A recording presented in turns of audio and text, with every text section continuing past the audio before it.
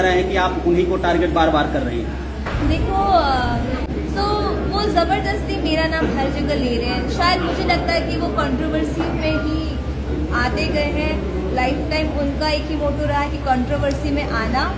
कभी ऐसा लगता है कि नहीं मैं डाउन जा रहा हूँ तो फिर एक कंट्रोवर्सी करते हैं, फिर लगता है डाउन जा रहा हूँ तो फिर पवन जी के किसी के भी नाम के पीछे लग जाता है, कंट्रोवर्सी में लग जाता है। काजल लखवानी ने अभी से जस्ट कुछ देर पहले एक बहुत बड़ा खुलासा करते हुए खुलासा में कहा है कि खेसारी लाल यादव कंट्रोवर्सी के वजह से ही चल रहे हैं। जब भी लगता है खेसारी लाल यादव थोड़े से डाउन चल रहे हैं, खेसारी लाल यादव करियर में अब फ्लॉप हो रहे हैं, तो वो टारगेट करते हैं पवन सिंह को।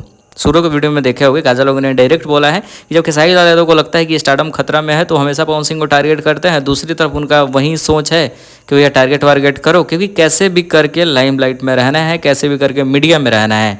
बाकी खेसारी लाल यादव को लेकर बहुत कुछ बोला है काजल लखवानी ने। खैर बहुत सारा वीडियो आने वाला है, चैनल को सब्सक्राइब कर लेना और इसको जितना हो सके इस वीडियो को शेयर करें ताकि सबको पता चले काजल लखवानी ने तो भैया खेसारी लाल यादव का दिन पे दिन धागा खोल रही है।